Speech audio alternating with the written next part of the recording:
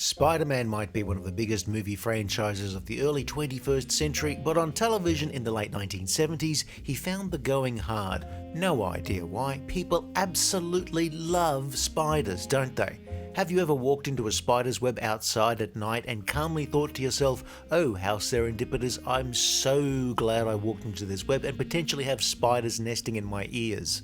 Like most versions of Spider-Man, this show was about photographer Peter Parker, a man who has spider-like powers in The Amazing Spider-Man.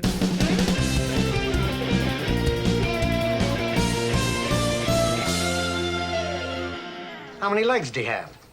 Well, two, of course. He's a man. You just said he was a spider. Spiders have got lots of legs. Superheroes were fairly common on television in the 1970s, but those originating from Marvel Comics had missed the memo. Stan Lee had co-created or written many Marvel stories, but by the mid-70s he'd stepped down from the editor-in-chief role he'd held for so long and pursued licensing Marvel properties to film and television producers.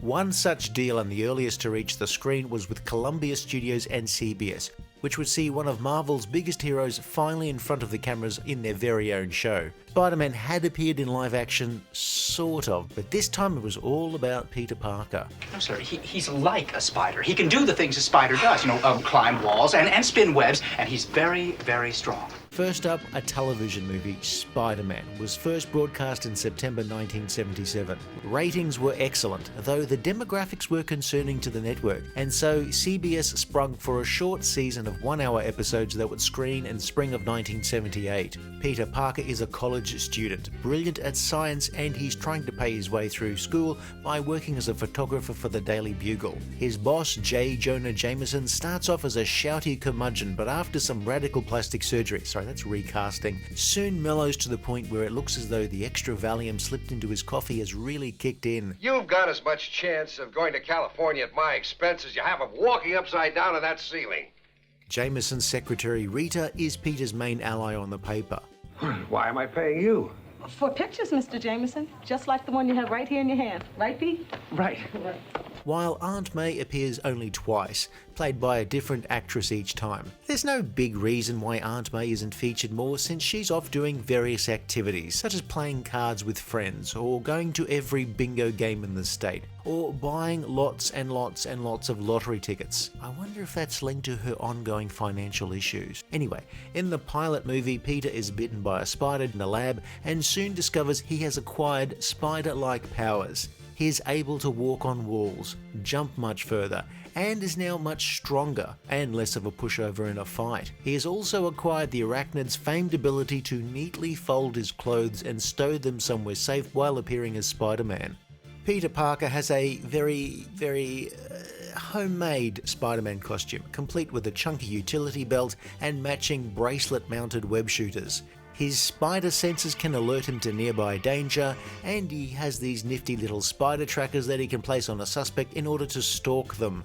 Nicholas Hammond, formerly of the Von Trapps, gives us a heroic but winsome Peter Parker. He mostly takes Peter Parker's various humiliations with good grace. People think it would be really wonderful to have Spider-Man's powers. Let me tell you, I'm not so sure whether it's a blessing or a curse. I doubt if he could have put that much better. Early on, we get a sense that being Spider-Man is not all that it's cracked up to be. You get the idea he's regretting the whole secret identity thing when he would love nothing more than to receive credit for his good works. Of course, a great number of similar shows would begin with their hero a little melancholic in early episodes, which would very quickly disappear once the barrage of network notes started to appear. Notes telling the producers to lighten up. Peter! Just leave me alone, please. So once the show's up and running, Peter Parker is a little more on top of this Spider-Man business, often playing dumb as Peter Parker so as to not let people in on his secret.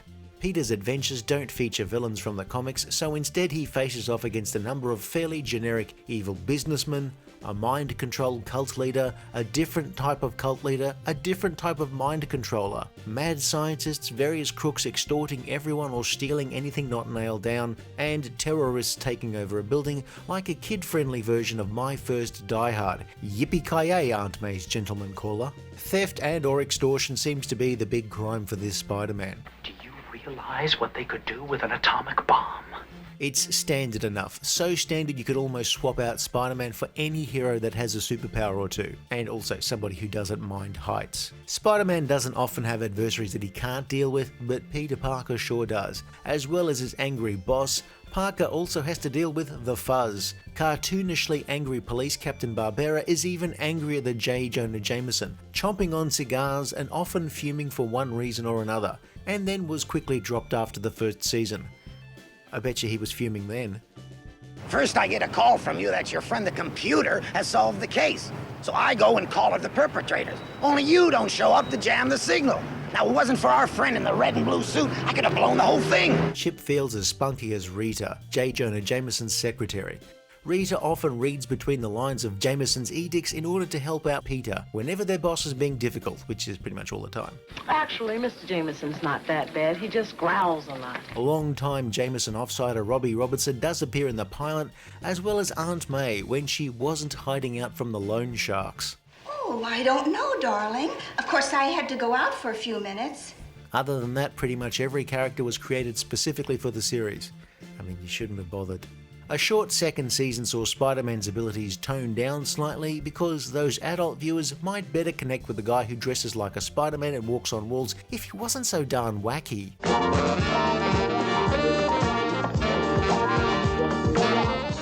I only came here to research the psychology of hardened criminals like you.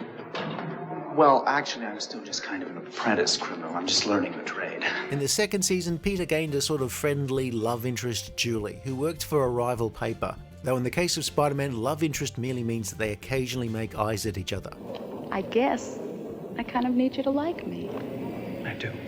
Also, gotta say, while the show had started to fizzle creatively, the second season has a much funkier theme tune.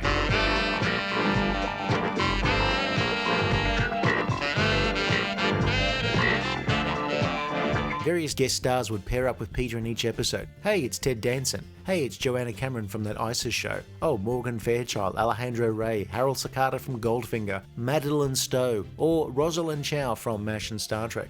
Plus various character actors familiar to viewers from this, that and the other.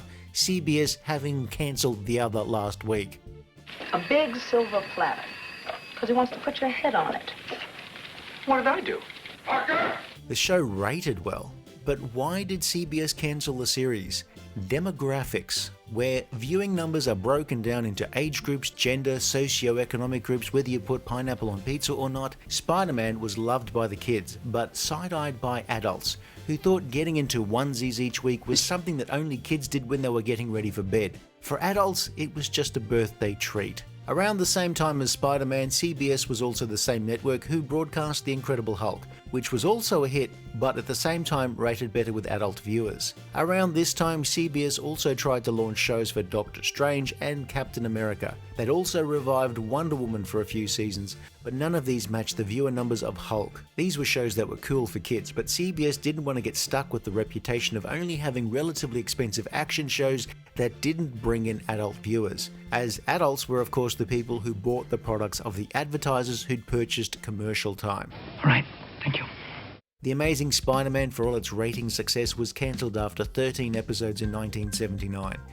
History does not record if the show's producers were sent a giant can of Raid by the network as a passive-aggressive way of informing them of the non-renewal. Poor Spider-Man, he just doesn't get any respect. How come you're the only one who's able to get pictures of him? Simple. I believe. Stan Lee hated this version of Spider-Man, preferring the goofball antics of the Japanese version of Spider-Man made by Toei. Spider-Man! Lee was not alone in finding Amazing Spider-Man somewhat childish. I love you, but really, I was thinking of something maybe a little more grown up. Looking back, the best thing about it is probably Nick Hammond as Peter Parker. You're not giving up, are you? What do you think? I think you've got a plan. I think you're right.